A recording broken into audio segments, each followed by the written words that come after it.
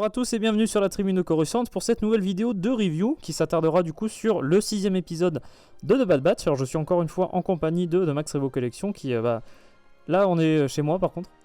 Encore une fois, voilà, la dernière fois on avait fait un petit tour dans ta collection perso. Là on est de retour sur le canapé tribunien, j'ai envie de dire. Et il est là lui aussi. Ah, tout va bien, Grogu est là, on peut commencer. On est parti. Mais il est de tous les tournages quand il pense quand même. Donc voilà, comme je disais, on va s'occuper de ce 6ème épisode de The Bad Batch. Comme d'habitude, on va faire une première partie sans spoilers, avec l'avis général, etc. Vous vous êtes habitués maintenant. Et une seconde partie avec spoil, on ira plus en détail dans l'intrigue, ou tout ce qu'on aura à dire justement. Ce 6ème épisode, il se nomme donc Decommissioned, en anglais, qui a été traduit par hors service, qui est plus ou moins une traduction recevable, on va dire. Bon, comparé à ce qu'ils ont fait jusqu'à maintenant, ça va. Tu vois, par rapport aux traductions complètement pétées des épisodes précédents. Et qui spoilait à mort Ouais. sur effectivement On reste dans le vague. Là, on reste. Ouais. Voilà. Et du coup, le synopsis de ce 6ème épisode, c'est le Bad Batch va se mettre en quête d'un objet avec une certaine valeur, c'est ce qu'on nous dit. Un rancor. Ah non, pardon. Non, ça c'était le précédent. Le précédent, pardon. Et ce qu'on nous dit dans le synopsis, c'est qu'il y a des contrebandiers qui vont essayer de le choper aussi. Ils sont après le même objectif et c'est tout ce qu'on nous dit dans ce synopsis-là. Là, je pense qu'on va pouvoir dire notre avis global sur l'épisode. Qu'est-ce que tu en as pensé de celui-là, du coup, du 6ème ? Tu restes sur le même constat D'épisode en épisode, je reste vraiment sur le même constat, sur le fait que. Bon, voilà, c'est pas bien sympathique. Oh, non. Non, justement, c'est bien sympathique. C'est bien D'accord. sympathique, mais sans plus. Voilà, je regarde effectivement peut-être parce qu'il y a le logo Star Wars dessus, mais Et que t'es abonné à Disney+ aussi. Voilà, et je suis abonné à Disney+. Et quand je me connecte, ça me préconise de regarder cet épisode. Et vu que j'ai pas beaucoup de non mais voilà, bon, il faut voir quoi. Bon, allez, plus sérieusement, ouais. Non, plus sérieusement, c'est sympathique, mais ça va pas chercher beaucoup plus loin. Non, mais voilà, ça Ouais, je vois reste. ce que tu veux dire, ouais. Je comprends. Ça reste visuellement, c'est toujours un plaisir à voir. Il y a de jolies planètes, il y a de jolis décors, l'animation est plutôt belle, c'est assez rythmé, on s'ennuie pas devant la série, mais voilà, ça serait pas Star Wars. Je sais pas si je regarderais. Et pour l'instant, c'est pas bien passionnant, quoi. Je trouve à chaque fois on a des petites intrigues. Alors il y a par-ci par-là des petites choses qui laissent perches qui sont tendues. Ouais. voilà, et qui laissent penser que un jour ça va devenir intéressant, mais pour l'instant ça reste très potentiel tout ça. Et là on est déjà au 6ème épisode, alors sur 16. même sur 16, et encore on a eu un premier épisode qui on va dire en durée en comportait 3. Parce que là on est à peu près au plus du tiers de la série au final, Ouais, je crois. c'est ça. Et pour l'instant ça n'a pas bien décollé. Alors il y a voilà des pistes par-ci par-là qui sont lancés, mais bon, j'espère que ça va bien décoller et que la série va se trouver quand même son identité, parce qu'on reste sur une continuation de Clone Wars avec beaucoup de refs à Clone Wars. Quasi exclusivement, et voilà, bon voilà, c'est triste à dire, mais là c'est encore un épisode, voilà, c'était gentillet, mais le jour où ça repassera, j'aurai mieux à faire, quoi. Tu vois, c'est encore un épisode que voilà, j'ai pas spécialement dans l'avenir envie de revoir, parce que le schmilblick avance pas trop, parce que voilà, si il y a eu un peu d'action, un peu d'éléments, il y a toujours un minimum de trucs qui se passent dedans pour que voilà, mais bon, c'est pas bien fou non plus, hein. D'accord. Bon, là je suis un peu t'es un peu fatigué par le truc. Ouais, non, mais c'est le vaccin, ça aussi. C'est l'effet du vaccin en fait sur ton organisme. C'est l'effet du vaccin. Donc, pour ce qui est de mon avis perso, j'ai quand même pas mal apprécié celui-là, un peu comme le précédent, où je trouvais vraiment que, tu vois, là, au moins, avec cet épisode-là et celui d'avant, on t'installe quand même une base pour la série. Alors que, tu vois, les épisodes qui étaient avant étaient pas très très clairs sur qu'est-ce qui pouvait se passer. Tu vois, c'était un peu trouble. On ne voyait pas trop où ils voulaient en venir. Tu vois ce que je veux dire au niveau de l'intrigue. Ouais. C'était un peu paumé, quoi, on va dire. Enfin, c'est Tandis pas parce que qu'ils là- sont moins mauvais qu'ils en deviennent meilleurs. Non, mais dans le sens où voilà, on t'installe plus une intrigue dans ceux-là, alors que ceux d'avant faisaient plus décousus, moins connectés, on va dire. Alors que là, tu vois, au moins, depuis l'épisode précédent, ils se sont établis comme étant au service de la Trandoshan, Sid. Et du coup, en fait, on découle. Enfin, l'histoire de cet épisode-là découle de ce fait-là dans l'épisode précédent. Donc, tu vois, il y a plus un lien logique entre les épisodes que j'apprécie quand même, tu vois, où tu te dis, bon, il y a quand même un lien, une trame qu'on suit. Et je l'ai trouvé assez sympa, il y a des clins d'œil sympathiques dans l'épisode. Alors, c'est un peu le reproche que je ferais, mais genre, reproche, c'est un bien grand mot, je trouve, pour ça, mais c'est des références très centrées sur The Clone Wars, par contre. Et je trouve que ça, c'est pas... on en parlera un petit peu plus en détail dans la partie avec spoilers, mais... parce que tu vois, pour le coup, pour l'épisode précédent, ils avaient fait vraiment de la référence à l'épisode 6. Même si, bon, elle était un peu maladroite, hein, avec l'histoire du Rancor qui est le même et qui est pas le même. Bon, bref, voilà, c'est un imbroglio sans fin. Mais ils étaient dans les références aux autres films, et là, pour le coup, vraiment, les seules références que t'as et qui sont faites dans cet épisode-là, c'est vraiment en rapport avec ce que t'as vu dans The Clone Wars précédemment. Et vu le lieu où se passe l'épisode, je vais pas le dire là, il y aurait eu moyen de faire des liens. Alors je dis pas que c'est plus pertinent, mais qui connectent à d'autres trucs en dehors de The Clone Wars. Ouais. Voilà, c'est juste peut-être un petit reproche, mais c'est vraiment sans être un reproche, parce que c'est pas un problème de l'épisode, tu vois, c'est pas un truc que je me suis dit, bon, bah, je vais flamber ma télé parce que ça m'a gonflé, quoi. Non, c'est... Moi, voilà. je l'ai fait. Toi, tu l'as fait, oui, non, mais ouais, il faut t'en racheter une maintenant. Je trouve quand même que la fin de l'épisode te pose pas mal de trames, on va dire, quelques petits mystères, tu vois, où tu te dis, bon, bah, il y a de quoi faire avec l'intrigue, et tu sens que petit à petit, il y a quand même une trame qui s'épaissit un peu, tu vois, je trouve, avec l'épisode précédent et celui-ci. On te donne 2-3 trucs. Il y a une réponse d'ailleurs à une intrigue qui était filée depuis quasiment le début de la saison 1. Oui. C'est pas mal qu'on en parle, parce que pour l'instant, c'est quelque chose qui était resté très en arrière-plan et très survolé, on va dire. Même l'épisode avec Fennec Shand, tu vois, il y avait un peu d'action, donc tu regardes, ça te distrait. Voilà, disons qu'en fait, tu t'emmerdes pas, déjà. Au moins, devant l'épisode, tu t'emmerdes pas. C'est sympathique à regarder. Et là, il y a quand même un petit début d'histoire qui est déjà sympathique, je trouve, et qui pourrait mener à des trucs intéressants. Et j'aime bien Omega, moi. Mais bon, après, ça, c'est... Toi, tu l'aimes pas? Moi, je la trouve mignonne, elle est cool. Oh là là, tire à la... Après, par contre, il y a un truc qui est très rapide dans cet épisode, et ça fait un peu cliché par rapport à... Tu vois ce que je veux dire? Ouais. Voilà. Bon, après, c'est un peu des travers d'écriture de séries animées sur 20 minutes, avec un public plutôt axé jeune, on va dire. Ouais. Donc voilà, c'est à peu près tout ce qu'on pouvait dire dans la partie sans spoilers. Donc là, je pense qu'on va pouvoir amorcer la partie avec spoilers. Donc à partir de maintenant, soit vous avez déjà vu l'épisode, soit vous n'avez pas grand-chose à faire d'être spoilé. Donc là, on va résumer l'intrigue. Ouais. Déjà. Donc, c'est Sid, la Trandoshan, qui les envoie sur une mission particulière et qui est une mission sur la planète Corellia. Et ça, par contre, c'est un truc qui est assez cool, je trouve, de revoir cette planète. Puisque c'est une planète qu'on n'a pas vue. Alors, je parle visuel, hein, vraiment film, série télé, autre part que dans Solo. Et Solo Star Wars Story, j'entends. Et c'est cool de retrouver un monde comme ça qu'on a relativement peu vu, je trouve, surtout qu'en plus, c'est vraiment l'ouverture de Solo. Dire le film entier se passe sur d'autres planètes. C'est vraiment qu'une planète qui est présente dans les 15 premières minutes, en gros. Et c'est en plus une planète dont on parle beaucoup dans l'univers de Star Wars, qui a une vraie... les Corelliens, c'est un truc assez important, et un peuple qui a quand même marqué pas mal l'histoire de la galaxie. Aussi bien dans l'univers légende d'ailleurs aussi, hein, c'est un terme qui évoque quand même pas mal de choses. Et voilà, c'est cool de retrouver ce truc-là, surtout qu'en plus j'ai vraiment reconnu, tu vois, très bien les décors de Solo, c'était vachement bien refait, et l'atmosphère de la planète, le côté visuel de toute façon est vraiment irréprochable, hein, je trouve, de toute façon sur cette série-là.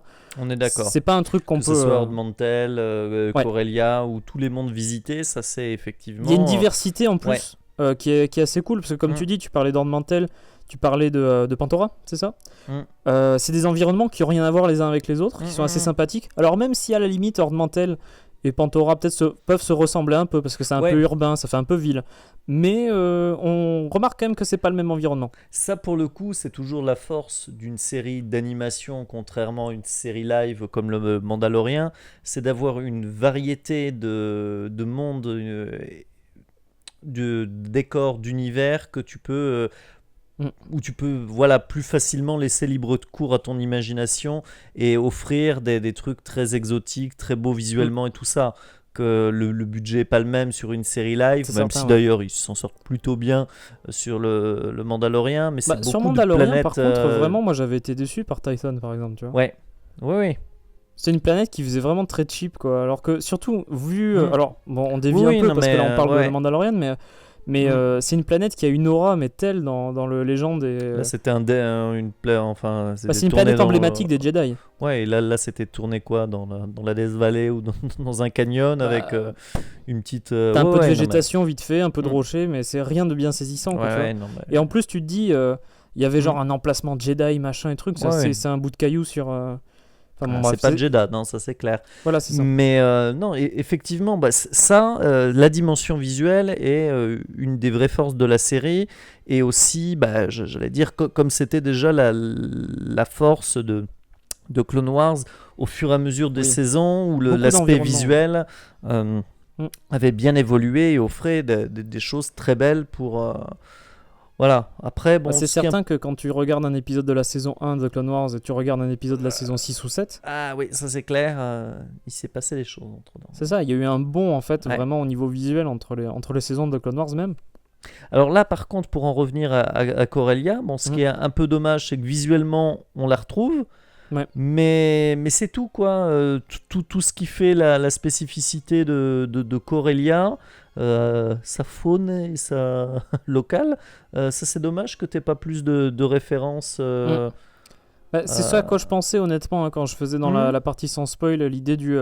on est vraiment dans de la référence de Clone Wars centré, même Mhm. Filoni centré, hein, j'ai envie de dire. Ouais. Parce que c'est vrai que là, on est sur Corellia, mais on voit ni par exemple les White Worms, qui est le gang de Proxima, dans lequel est Ouais. Han Solo et Kira au tout début de Solo. Et, ou même un truc, tu vois, quelques aliens, même un chien corélien, tu sais, les Oui, espèces de oui, molosses bah, blancs là. Ouais, non, mais exactement. Après, c'est des nouveaux modèles à faire, voilà, ça requiert peut-être plus de travail, plus de temps. Est-ce que c'est Mm. pas à l'économie, tu vois, que ça a été fait aussi? Surtout qu'en plus, les modèles 3D qui sont utilisés dans l'épisode, on va le dire, puisque les deux contrebandiers qui sont à la recherche du même objectif que The Bad Batch, en fait, c'est des personnages qu'on a déjà vus dans The Clone Wars, qui sont les sœurs Martez, du coup. Ouais. Et voilà, du coup, hein, le modèle 3D, il a bien servi, quoi. Ouais, c'est surtout qu'on les a découverts finalement En saison il 7. y a peu, hein, dans la saison 7. Le donc, second arc, ouais. Rafa et Tress, c'est ça? Ouais. Ouais, donc qui reviennent. La galaxie est petite. Et effectivement. Bah après, encore ça va. Oui. C'est pas non plus, tu vois. Moi, ça me dérange plus quand c'est des personnages du style ah, mais en fait, Anakin, il a une padawan qui s'appelle Ahsoka, et en fait, Ahsoka se fait capturer par les Trandoshan et elle rencontre Chewbacca, qui sera l'ami du fils de Han. Voilà. Bon, là, tu vois, les rencontres comme ça, c'est un peu plus. C'est la force, ça unit tous les êtres Voilà, et c'est ça. tout ça, ça fait que. C'est la force et la coïncidence. quoi. Ouais, c'est ça, la force de la coïncidence. Ouais. Et du coup, ouais, il y a le retour du coup de ces personnages-là. Alors pour le coup, moi j'étais ouais bah écoute, pourquoi pas, tu vois, sur ces personnages. Ils m'avaient pas forcément marqué, tu vois, ces deux personnages-là dans The Clone Wars. Mais c'est sympa de les revoir. Oui, après, ça cet crée un épisode-là. peu toujours toute la mythologie Star Wars, les liens entre séries, c'est pas mal ça, ouais. Bah, surtout qu'en plus, je veux pas dire, mais on les a vus sur Coruscant peu de temps avant l'épisode 3. Puisque l'arc où on les voit, c'est à la toute fin de Clone Wars. Ouais. Et là, on est juste après l'épisode 3. Donc il n'y a rien de bien, je veux dire, au niveau de la timeline, on est raccord, hein, je veux dire. Ouais, voilà, c'est pas mal d'avoir mis ces personnages-là, je trouve, honnêtement. Même si, bon, elles sont là clairement parce qu'on les a vues récemment dans The Clone Wars aussi, je pense. Oui. Ce qu'on n'a pas dit pour l'instant, d'ailleurs, par rapport à l'intrigue, c'est qu'en fait, la cible qu'ils sont censés récupérer, c'est la tête d'un droïde tacticien des séparatistes. Puisqu'en gros, ils doivent s'infiltrer dans une espèce de fonderie de droïdes où ils récupèrent les métaux. Enfin, ils fondent les vieux droïdes séparatistes qui ont été désactivés à la fin de l'épisode 3. Et du coup, le truc, c'est que là, l'objectif, ça va être de récupérer la tête d'un des droïdes tacticiens. C'est un truc qu'on avait déjà vu dans The Clone Wars d'ailleurs, le fait de récupérer la tête du droïde pour en extraire les données. Tu t'en rappelles avec il y avait tout un truc, je crois, un épisode sur Christophe 6 où ils font ça. Ils arrachent la tête du droïde tacticien pour choper les plans ou je sais pas quoi, pour savoir comment ça se fait qu'ils étaient là. Enfin, il y avait tout un truc comme ça dans un épisode. Et ce qu'on voit aussi en parallèle, c'est qu'il y a Omega qui s'entraîne à son arc, c'est ça? Son arc énergétique qu'elle a chopé avec les Igariens. Effectivement. Et Katniss Everdeen. Voilà, il y a un peu de ça, mais le truc, je pense que c'est ça, on disait ça, que c'est un petit peu cliché et rapide, c'est que on te dit en plus que en fait, elle arrive pas trop à le manier au début. Et évidemment, tu sens qu'à la fin, elle va réussir à le manier comme il faut. Mais en même temps, tu vois, c'est pas un truc qui m'a dérangé tant que ça. C'est un peu facile, c'est un peu rapide, mais alors, toi, t'as l'air consterné par le... Non mais elle m'énerve cette gamine, mais qu'est-ce qu'elle fait là, qu'elle reste dans le vaisseau, quoi. Mais pourquoi elle t'énerve? Pour l'instant, elle sert pas à grand chose. À chaque fois. Elle les sort du pétrin quand même. Bah oui, mais bon, ça fait 2 épisodes qui font la même chose. Oh non, toi tu restes de côté et tout ça comme dans l'épisode d'avant. Et finalement, elle va encore contribuer à les sauver. Bon, elle est là clairement parce qu'il y a. Ça fait partie d'un fil rouge. C'est le clone de qui, pourquoi, elle est la nouvelle étape, enfin du. Mais voilà, là, le coup de la thématique, oh là là, la famille, machin, c'est vu, revu, et bon, enfin, et amener une gamine au combat et tout ça, bon bah, allez, qu'ils arrêtent avec le babysitting et qu'on rentre dans le feu de l'action, quoi. Après, moi, j'aime bien le personnage, je le trouve assez, je sais pas, moi, c'est frais, tu vois, au milieu de la Bad Batch. Eux qui, tu sais, sont plus des soldats, ils sont pas très bavards, ils sont, tu vois. Oui. Non, c'est un personnage qui est quand même sympa à suivre, quoi. Je le trouve assez marrant. C'est un personnage un peu mignon, tu vois. Alors, du coup. Ouais, non, mais ça a été fait dans. Ouais. Bon, bah, c'est Ezra, quoi. Pas exactement pareil, parce que tu vois, Ezra avec un gros côté filou, un peu, tu vois. Je me la pète à moitié, tu vois. Ouais. Tandis que elle, c'est vraiment. Elle est plus dans la découverte et l'émerveillement des choses, tu vois, qu'elle connaît pas, parce qu'elle a jamais gros sorti. Goût, alors. Bah non, gros goût, non. Bah non. Alors déjà, il est là. Il est mignon, lui. Ouais. Bon, Omega aussi, elle est mignonne. Elle a un accent que j'aime bien, moi. J'aime bien son accent en anglais, en plus. Un accent néo-zélandais très prononcé. Qui est assez sympa à entendre, je trouve ça assez cool. Ils essayent du coup de récupérer la tête de l'hydroïde tacticien dans l'usine. Et alors, si je me souviens bien, ils se rendent compte que justement, il y a les sœurs Martez qui débarquent. Ouais. Et en fait, va y avoir toute une opposition entre les deux, à savoir qui va récupérer le truc. Il y a une sorte de compétition, on va dire, qui va réussir à le choper en premier. Après, l'usine va être mise entre guillemets sous quarantaine. Enfin, elle va être fermée avec une armée de droïdes. Des droïdes policiers, ouais. Droïdes policiers qui. Là, pour le coup, moi, j'aurais trouvé, je sais pas, moi, mieux de mettre des Storms ou des Clone Troopers, quoi. Parce que l'Empire des droïdes policiers, je sais pas. Bon. Après, par contre, le truc, c'est que Corellia a un système de sécurité particulier au système. C'est le Corpsec. D'accord. Donc, c'est pas si logique que ça, en fait, de voir une force différente sur Corellia, par exemple. Parce que tu sais, par exemple, tu sais, la femme qu'on voit au poste dans Solo. Ouais. Bah, en fait, c'est des officiers du Corpsec. D'accord. Mais qui sont affiliés à l'Empire. Donc, en fait, c'est des impériaux, mais pas vraiment. Tu vois, c'est comme un truc... Il y a une sous-traitance sur Corellia, tu vois, dans le domaine de la sécurité et du... D'accord, ouais, c'est pour ça. Donc, c'est peut-être pour ça, tu vois, qu'on n'a pas forcément les Storms. Et je pense aussi qu'il n'y a pas l'Empire parce que la Bad Batch est trop présente. Parce que si on avait déjà l'Empire, tu vois, de présence sur Corellia, l'Empire aurait repéré la Bad Batch. Et tu vois, ça aurait peut-être... Et peut-être que Crosshair serait arrivé et que l'intrigue aurait démarré, quoi. Bah, ou en tout cas, peut-être que l'intrigue se déroulerait plus vite au niveau de la traque du Bad Batch. Ouais, c'est dommage que ça devienne intéressant. Bah non, mais... tout de suite. Non, mais t'es trop méchant. Il faut te calmer un peu. Donc en gros, il y a toute cette compétition entre les sœurs Martez et la Bad Batch. Au final, ils se font attaquer, comme tu dis, par les droïdes de sécurité. Policiers, ouais. Alors il y a tout un truc où en gros, ils vont devoir s'associer en gros pour s'en sortir. Bon, c'est cliché, mais ça marche, c'est sympathique. Surtout qu'en plus, on sait que les sœurs Martez, c'est pas des pourritures non plus. Donc bon, tu vois, tu t'attends pas à ce qu'elles leur fassent un coup dans le dos en cours d'épisode. puis, ce qui se passe, c'est qu'ils ont un plan assez sympa, j'avais trouvé, Ouais. où en gros, ils réactivent les droïdes désactivés qui Mm. sont là pour se faire détruire dans la fonderie. Ils réactivent les anciens droïdes de combat séparatistes. Alors, par contre, pour le coup, il y en a un qui m'a fait beaucoup rire de droïde de combat. Je sais pas si tu vois lequel c'est. Celui qui se réveille en disant ça y est, on a gagné. Oui. Ouais. Non, mais après, voilà, c'est toujours bien sympa de revoir des B1, des B2.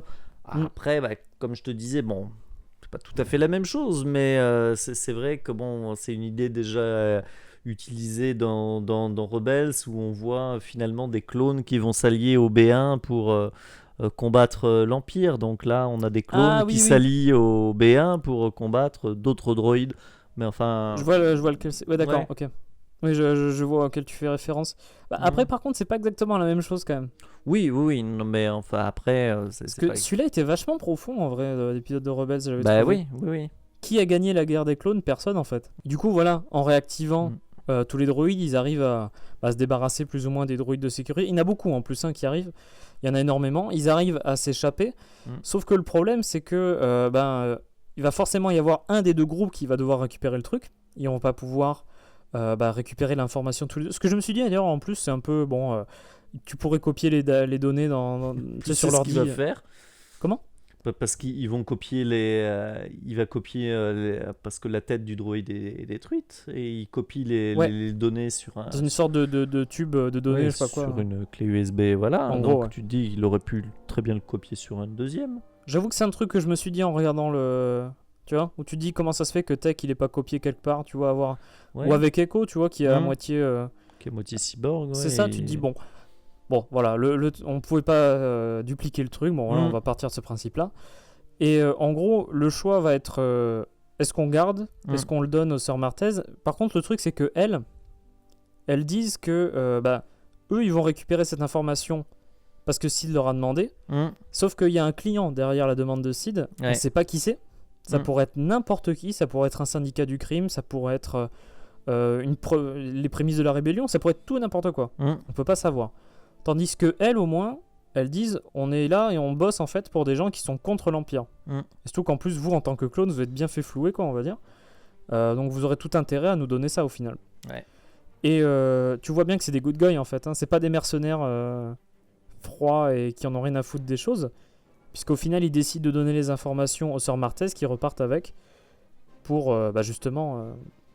Effectivement, c'est cet aspect de l'intrigue que tu vois qui se cherche encore, et comme on disait, vers où va aller la série. Parce que c'est pas des très bons mercenaires en fait. Voilà, ils ont été mercenaires durant finalement 2 épisodes, peut-être encore un peu la semaine prochaine, mais on voit que va y avoir un accro peut-être au bout d'un moment. Bosser pour Sid finalement sans savoir ce qu'ils font et juste bosser pour du fric, ça les intéressera pas. Donc est-ce qu'ils vont après plus prendre part à la rébellion ou se trouver un autre but? Mais effectivement là on voit que c'est pour ça, ça fait quand même pas mal d'épisodes où c'est toujours de la transition vers quelque chose d'autre. Alors effectivement, c'est intéressant. Voilà, il y a un peu plus de pistes. Il y a ça. Il y a aussi ce dont je pense on va reparler, le mal de tête de Wrecker qui est vraiment lié avec sa puce. Mais donc il y a tout un tas de petits éléments qui font que voilà, l'intrigue avance.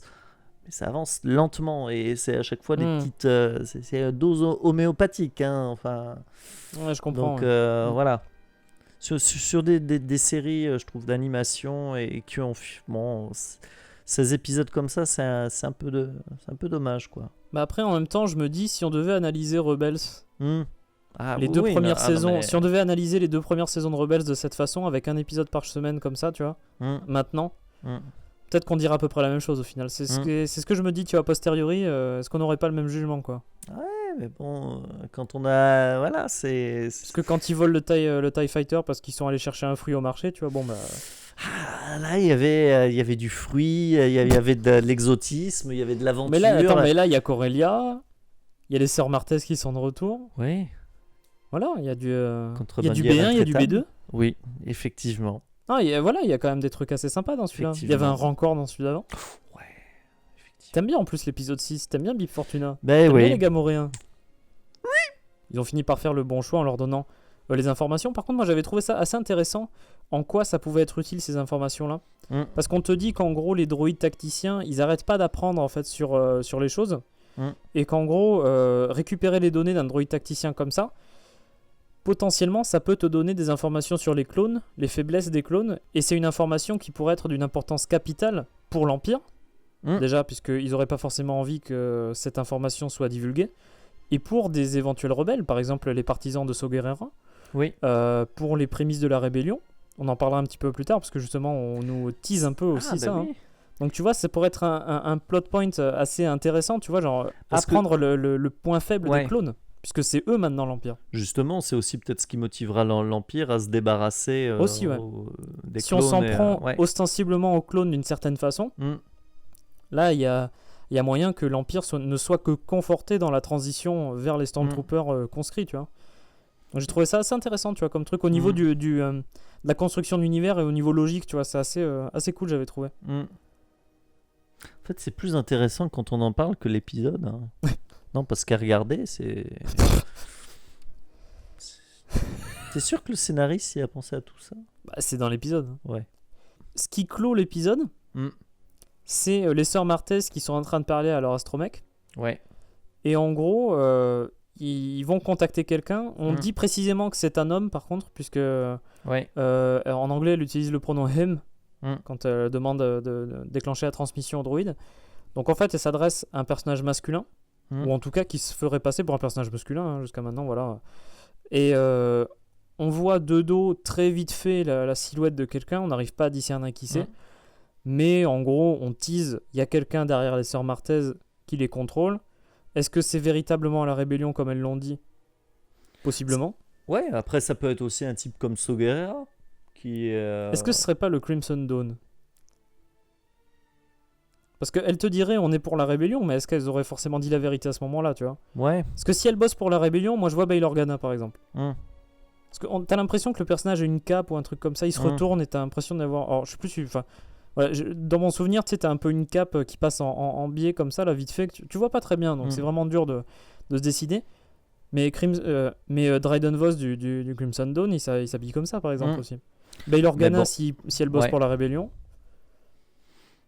Qu'est-ce que t'en penses, toi, de ça ? Tu verrais qui dans...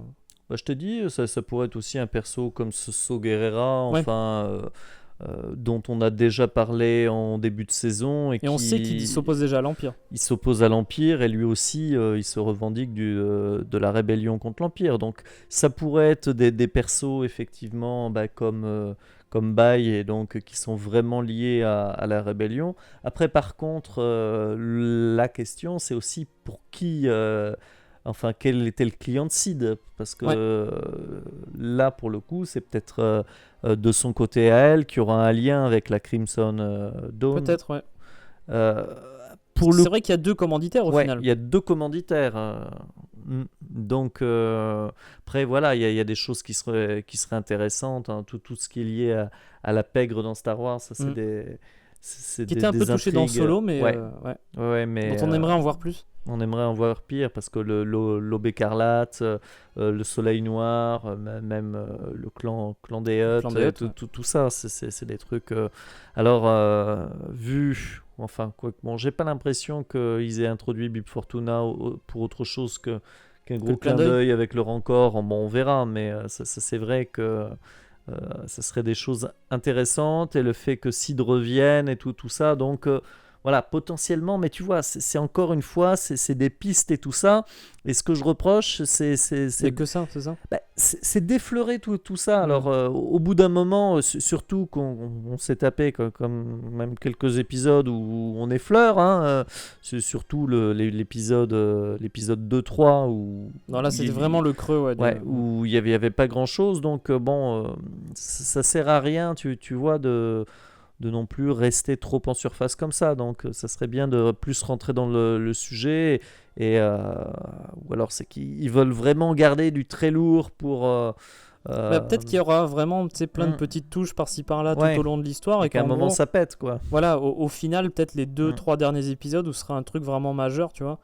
Moi je pense au Crimson Dawn et à Dryden Voss, parce qu'on avait quand même la présence de son modèle 3D dans la saison 7 Ouais. de The Clone Wars. On le voyait très rapidement, je crois que c'est dans les derniers, je crois. Dans le siège de Mandalore, on le voit parler C'est avec ça, Maul. oui. Et moi, je me dis, il y a vraiment moyen, tu vois, pour que, suite à ça, on te montre comment ça se fait que 9 ans plus tard, puisque c'est 9 ans plus tard, le solo Star Wars Story, comment ça se fait que 9 ans plus tard, t'aies un syndicat du crime dont on n'a jamais parlé avant, qui soit aussi puissant. Alors, il existait avant Solo, hein, depuis bien avant, mais comment ça se fait qu'il soit dans une position aussi, on va dire, il est quand même assez imposant comme syndicat du crime, t'as l'impression dans Solo. Il est, comment dire, il est à l'égalité des Pikes. Oui. Enfin, il y a, tu vois, c'est quand même un syndicat du crime assez important. Tandis que, comment dire. Alors par contre, si c'est pas ça, oh là là, qu'est-ce qu'on va être déçu. Non, mais. Après, ça pourrait être l'Empire aussi. Hein. Oui, ça peut être l'Empire aussi qui a commandité ça. Même. Bon. Ils ont appris, tu vois, que. Enfin, après, je trouve que l'Empire serait intervenu directement, pas forcément par le biais d'un mercenaire. Parce que tu te dis, faire appel à des mercenaires, surtout un mercenaire d'ordre Mantel, pour aller sur Corellia. Oui, je pour pense récupérer un truc. Non, l'Empire, il serait débarqué avec un bataillon et puis c'est ça, on s'en fout. Enfin, il passe un coup de téléphone au chef de l'usine et il leur envoie. Enfin, je pense que surtout que bon, ils ont commencé à bien les démanteler, mais on doit en trouver encore quelques-uns à cette époque des droïdes comme ça. Donc voilà. Non, là c'est plus du marché noir, donc c'est plus soit de la rébellion ou soit des organisations criminelles qui veulent s'en emparer. Donc tu vois, ça, je trouve que c'est un des éléments qui te tease pas mal de choses pour la suite. Et si ça se concrétise avec un truc comme ça, franchement, ça pourrait donner des intrigues assez sympas, je trouve. Mais c'est tout le problème de ces épisodes. Ça tease beaucoup et ça concrétise pas beaucoup. Après, voilà. Je suis pas forcément d'accord parce que tu sais, là, c'est que on initie le truc, tu vois. Mais sauf que quand tu vas regarder après, quand on aura la saison 1 complète, tu vois ce que je veux dire? Quand on regardera un petit peu a posteriori le truc, tu dis ah ouais d'accord, bah ça c'était déjà installé là, puis truc. Ouais, mais alors on fait moins d'épisodes, mais ils sont tous bien quoi. Mais enfin, si sur les 16 épisodes, il y a le premier, les 3 derniers vont être bien. Bon, il faut quand même s'en taper 16. Hein, donc, moi je trouve quand même que le premier était très bien. Les deux d'après, on aurait pu s'en passer. Tu vois, le 4, 5 et 6, ils sont quand même d'une meilleure qualité, je trouve, que vraiment le creux qu'on a eu au deuxième et troisième épisode. Et honnêtement, tu vois, je devrais remater parce que tiens, c'est pas mal comme réflexion. Celle que t'as, par exemple, est-ce que je me rematerais ça? Si je devais me refaire la série, est-ce que je skip? Est-ce que je continue? Moi, franchement, je skipperais le 2 et 3. Et je regarderais ceux d'après. Tu vois, vraiment le 1, l'épisode pilote. 4, 5, 6. D'accord. Après, faut voir, tu vois, au niveau de l'intrigue. Alors pour l'instant, moi je reste au 1, donc je sais pas encore ce que je vais re-regarder. Quoique je passerai peut-être du 1 au 16, hein, donc on sait pas. On va voir. On reste plein d'espoir. Après, moi, tu vois, le truc que je me dis, c'est que c'est pas forcément une série où il faut attendre un truc spectaculaire non plus, tu vois. Ah non, mais ça, j'attends plus là. Non, mais faut pas non plus. Pour l'instant, en tout cas, attendre un truc grandiose. Ça reste centré sur une escouade, quand même assez clandestine, on va dire. Ça m'étonnerait qu'on ait des trucs de grosse ampleur à la fin de Rebels, tu vois. Par exemple, la fin de saison 3, saison 4 de Rebels. Parce que l'objectif de Rebels, c'était quand même de montrer la création de la rébellion, tu vois. Tandis que là, on va suivre l'histoire d'une escouade qui cherche à survivre post-épisode 3. Donc on n'a pas vraiment la même ambition, tu vois ce que je veux dire? Dans le sens où Résistance aussi partait avec la même idée, tu vois. On va suivre l'histoire de cette station et ils vont être témoins des différentes choses qui vont se passer, mais ça va pas être non plus un truc d'une importance capitale pour la galaxie. Tu vois, parce que la bataille de Lothal, la bataille d'Atolon, c'est des trucs mais super importants pour l'histoire de la rébellion, par exemple, tu vois, dans Rebels. Et donc, tu résumes ça très bien en fait. Il n'y avait pas des choses plus intéressantes à faire en série alors? Après, est-ce qu'on a forcément besoin d'un truc énorme et grandiose à chaque fois, tu vois? C'est bien aussi d'avoir des histoires qui se greffent, tu vois, au récit et qui sont pas forcément besoin de tomber dans le grandiose et tu vois? Un truc sans prétention, tu vois, mais qui raconte une histoire, un point A à point B. Ouais, tu vois, Mandalorian le fait par exemple. Tu suis un chasseur de primes. Bon, c'est vrai. un Il y a un peu côté plus lambda. lambda, ouais. Il est quand même badass pour un mec lambda, mais oui, je vois ce que tu veux dire. Voilà. Après, Ouais, mais tu vois, à la fin, on finit quand même par retrouver Luke Skywalker. On finit par, tu vois, faire du lien avec la oui, trilogie oui, originale. Ouais. mais enfin, comme dans Bad Batch, on va faire du lien avec d'autres Ouais. choses. Ah, c'est pas faux. À voir, hein, honnêtement, je pense que là, tu vois, j'ai Non, du mal mais à me faire un avis global tant que la saison 1 sera pas Non, terminée. mais Donc, c'est clair, hein, c'est trop, voilà, c'est trop tôt pour se prononcer et tout ça, parce que hein, épisode par épisode, tu peux te permettre quoi de. Ouais. c'est ça. Et comme on dit toujours, hein, jurisprudence rebelle, ce qui avait une saison 1, voire 2, pas forcément folichonne. Bon, après, si c'est parce qu'on aime Star Wars qu'on se permet des fois d'être plus critique et tout ça. Après, ça reste une série que, comme tu dis, bien sympathique. Il faut peut-être pas avoir trop d'attentes et tout ça et prendre ça comme ça vient. Ouais. Parce qu'après, bon, tu vois, t'as ton épisode le vendredi, tu le regardes, bon, c'est pas mal, et puis voilà quoi. Je veux dire. J'ai regardé le samedi, moi, tu vois, j'étais pas non plus pressé. Ah, moi j'ai regardé vendredi midi direct hein, quand même. Et d'ailleurs, un truc aussi, une des intrigues qui vont être lancées, alors c'est pas tellement lancé par cet épisode-là parce qu'on l'avait filé depuis le début. Ouais. T'en avais parlé là, il y a pas si longtemps que ça. L'histoire de la puce de Wrecker, Oui. où on te dit depuis quelques épisodes, ah j'ai mal à la tête, j'ai mal à la tête. Tu voyais ce truc revenir quand même pas mal de fois pour que ce soit anodin, on va dire. Et au final, là, il se prend un gros con dans la tronche. Hein. Au gré d'un truc qu'il doit faire pour qu'il puisse sortir de l'usine, parce que c'est lui qui enlève le protocole de verrouillage, hein, je crois. Ouais, du c'est ça. truc. Et il se prend un gros coup dans la tronche. Ouais. Et il commence à être complètement vaseux. Et il commence à dire le good soldier for the orders. La fameuse phrase de l'ordre 66, en gros. Ouais. Parce qu'on entend la voix de Crosshair en plus. Ça, c'était sympa d'ailleurs. Ouais. Tu vois, comme si tu vois, il avait enregistré ce phrase-là, dite par Crosshair. Et là, ça trouve un nouvel écho, tu vois, dans sa écho.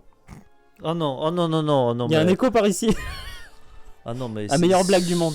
Bref. Oui, non. Même moi, j'aurais pas osé faire ça. Non. Il y a un écho par ici. Oui. Mais bon. Enfin bref. En tout cas, t'as Wrecker qui commence à dire la fameuse phrase de l'ordre 66. Ouais. Et t'as l'impression qu'il se ressaisit puisqu'il arrête de le dire. Il revient un petit peu à lui. Ce qui veut dire que quand même, il a deux doigts quoi, de basculer en gros dans un fonctionnement normal de la puce. Et tu te dis, si ça se trouve, il va péter un câble en fait dans l'épisode suivant. Ou peut-être plus tard même, tu vois. Mais là, tu te dis à chaque fois, tu vas penser à Wrecker et tu te dis, si ça se trouve, il va péter un boulon dans les 5 minutes qui suivent, tu vois. Ça, c'est sympa. Mais surtout que, il me semble que c'est... Est-ce que c'est dès le pilote ou plutôt dès l'épisode 2 C'est peut-être le 1 ou le 2, ouais. Je sais que justement, il se plaint du mot de tête. Ouais. Alors lui, il se plaint très rapidement de ses maux de tête. Et Echo avait commencé à travailler sur un... Je crois qu'ils en parlent dans le deuxième. Ouais, son scanner là, pour les puces, parce que ça semblait le préoccuper. Bon, depuis plusieurs épisodes, lui, ça le préoccupe plus, mais au moins... On n'a pas trop de nouvelles de ce truc-là. Le mal de tête avait été filé... depuis un moment maintenant. Depuis un moment, donc c'était clair que c'était lié avec cette puce. Et on là, en avait parlé, hein, mais ouais, on en a confirmation. Donc effectivement, à voir comment ça évolue, où il y aura à tous les coups un épisode où Wrecker va se retourner contre eux. Mais ça, tu vois, c'est un truc bien. Ouais. Non mais vraiment, tu vois, si t'as un épisode où d'un seul coup, Wrecker en début d'épisode, il pète un câble. Et genre, l'épisode, ça va être, maintenant, on va devoir le maîtriser, le machin. Surtout qu'en plus, lui, il peut poser un danger, mais vraiment réel pour tout le monde. Oui, clairement. Non, mais voilà, c'est encore une piste intéressante à voir comment ça va être traité. Et ça sera bien qu'ils exploitent un peu... Tu sais, ce que tu vois, moi, ce que j'aime bien dans cet épisode-là, c'est que ça t'ouvre à plein de trucs aussi. Tu vois, un peu comme celui d'avant. Ça t'ouvre à quelques intrigues qui pourraient être cool pour la suite. Et là encore, tu vas t'en as encore d'autres. Oui, mais tu vois aussi avec le 4, ça a ouvert sur qui recherche Omega la semaine dernière. Qui recherche...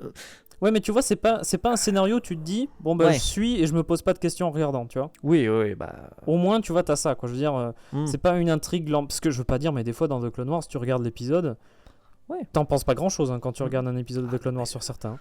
Dire t'as d'un point A à point B, machin, l'histoire elle se conclut, il y a clairement, il y a clairement des arcs qu'on saute direct, parce que bon, voilà. Après, des fois t'as des arcs ou des intrigues ou des séries avec des épisodes filler, mais qui ont un vrai concept, qui ont un vrai intérêt, avec des épisodes standalone qui vont être super parce que passionnants, parce que vraiment très originaux et tout ça. Là, on est quand même sur à chaque fois du vraiment convenu, quoi. Enfin bon, il y a rien de fou, quoi. Ouais, mais tu vois, pour un truc qui est comme tu dis, je suis d'accord hein, avec le fait que ce soit pas forcément dingue, tu vois, au niveau de l'intrigue. Mais je trouve quand même que tu vois, il y a un effort plus présent que dans The Clone Wars. Pour faire une trame qui se suit, tu vois. Oui, ah bah. Et oui, un peu dans mais l'esprit de Rebels, mais même plus que Rebels, je trouve, sur certains trucs. Parce que tu vois, il y a des épisodes de Rebels, l'intrigue, elle sert à que dalle. Vraiment, il y a un truc qui sert à rien. Il y a aussi des mauvais épisodes dans Ah oui, non, bien sûr, mais tu vois, par exemple, là, on a parlé de l'épisode 2, qui est globalement pas terrible. Depuis cet épisode-là, le 3, le 4, on te file cette histoire du mot de tête, enfin des mots de tête de Wrecker. T'as l'histoire, ils essayent de trouver comment ça va fonctionner pour enlever les puces, tu vois. Et du coup, tu vois, tu te dis, il y a quand même une construction petit à petit avec plein de petits éléments qu'on te glisse épisode par épisode. Et ça, je trouve que c'est quelque chose qui n'était pas fait dans Rebels, par exemple, tu vois. Pour le coup. Où on construit vraiment une intrigue comme une série plus classique, on va dire. Ouais, franchement, tout ce que ça présente, je pense que ça peut donner une saison 1 qui, a posteriori, sera vraiment pas mal construite au final. Oui. Parce que t'as quand même des éléments, dès là tu vois, on a 6 épisodes au compteur, en gros. Il nous en reste 10, quand même, à regarder sur la saison 1. C'est vrai, ouais. Et voilà, il va falloir... Je pense que les 10 épisodes, ils seront pas forcément nécessaires pour raconter tout ce qui est teasé dans ces épisodes-là. Mais tu vois, au moins, je pense qu'il y a de quoi faire un truc qui sera quand même globalement assez cohérent et satisfaisant sur ce que ça présente, quoi. Il y a de quoi faire, en tout cas. Moi, ce que je me dis, par contre, aussi, c'est qu'au retour sur Horde Mantel, ils vont en prendre une savate. Hein. Parce qu'ils n'ont pas l'information qu'ils étaient censés récupérer. L'autre, elle va les envoyer bouler. Hein. Donc, c'est peut-être leur pour carrière ça que de mercenaires, voilà. elle va tourner courbe. Imagine qu'elle a... Enfin, ça se trouve, ils vont lui dire la gueule enfarinée que on a filé les infos aux filles, elles étaient sympas. Ils auraient tout intérêt à mentir pour le coup. Ah là, oui, mais vaut mieux. Genre, il y avait plein de droïdes de sécurité, ils ont tout détruit, on n'a pas pu le récupérer, ils ont pété l'usine, bon voilà, écoute. Ah, vaut mieux, hein. Mais ouais, non, ça sinon, risque de coincer. Ouais, parce que peut-être pas apprécié, peut-être appeler que Crosshair direct. Bah, surtout qu'en plus, on te teasait que ce personnage-là, il pourrait potentiellement les vendre. Hein. Bah, c'est ça. Si jamais, ils ont une valeur marchande. C'est ça. Si jamais ils la déçoivent trop, bon, bah, on va appeler l'Empire, hein, vas-y, venez les chercher, quoi, tu vois. Ah bah ouais, non. Peut-être qu'elle va avoir de moins en moins de scrupules à les balancer. C'est ça, ou qu'elle appelle les Caminoins, là qui du lourd. Là, c'est vrai qu'en plus, on les attend encore. On les attend. Et Fennec Shand, peut-être qu'elle va débarquer aussi. C'est ça. Allez, on va dire que moi, le plus dur est passé. Moi, je suis quand même assez dedans, quoi, tu vois, dans le sens où tu te dis, bon, bah là, la suite, ça pourrait être sympa, quoi, tu vois, genre, et même là, tu vois, ces 2 épisodes-là, je les ai trouvés très sympathiques. Et tu te dis, voilà, bah, ça va proposer une histoire qui est pas mal à suivre et qui... Ben voilà, mais moi, voilà, ça pourrait être sympa, bah, ça serait bien que ça le devienne. Je trouve que ça l'est déjà, quand même.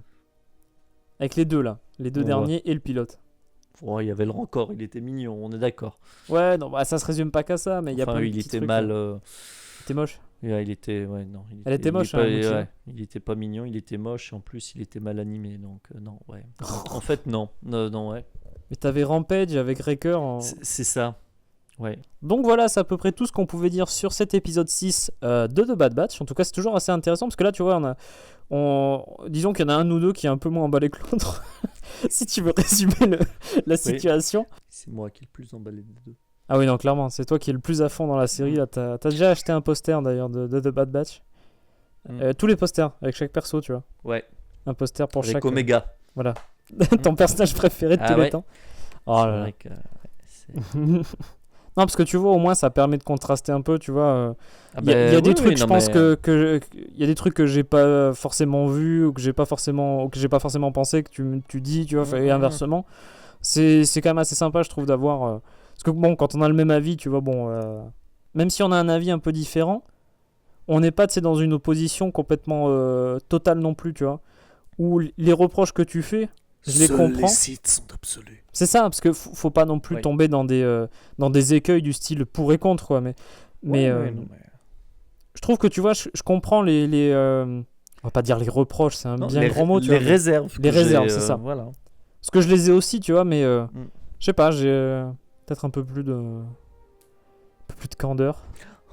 C'est bien dit. C'est bien dit, c'est Voilà. joliment dit. C'est ça. En tout ça pour dire que voilà, c'est quand même assez sympa de faire ces reviews-là avec toi, parce que le côté discussion me plaît bien en tout cas, quoi. Ah bah non, mais c'est ça qui fait, j'espère, le minimum d'intérêt du truc, Minimum. c'est de pouvoir justement avoir des avis différents et discuter sur le truc, sur à la fois toutes les refs qu'il y a dans l'épisode qu'on voit pas forcément, et aussi toutes les pistes qui sont développées, les sous-intrigues, et après d'échanger sur la qualité du truc, en évitant le ah ouais mais c'est génial, de toute façon c'est Star Wars, c'est super, Ou l'inverse. ou l'inverse en disant c'est Disney, c'est de la merde. Non, Ah oui, non, clairement, ouais. Voilà. Ce que j'aime bien, c'est vraiment le côté, tu vois, plus critique, on va dire, mais plus constructif. Alors, objectif, c'est pas possible. On peut pas faire une critique objective, parce qu'il y a toujours beaucoup de subjectivité dans un avis, quoi. Mais voilà, quoi, on peut en discuter quand même de façon civilisée. Donc voilà, on se retrouvera très bientôt, donc la semaine prochaine, hein, pour la review du prochain épisode, l'épisode 7. En tout cas, j'espère que cette vidéo vous a plu. N'hésitez pas à laisser un j'aime, à commenter en disant votre avis sur l'épisode. En tout cas, c'est toujours intéressant de voir aussi ce que vous avez à dire en commentaire sur ces épisodes-là. N'hésitez pas à vous abonner à The Max Rebo Collection ainsi qu'à la tribune de Coruscant si vous ne voulez pas rater nos prochaines vidéos. En tout cas, moi je vous dis à très bientôt et que la force soit avec vous. Il est joli ton t-shirt. Oui, il est pas mal, ouais. Salut!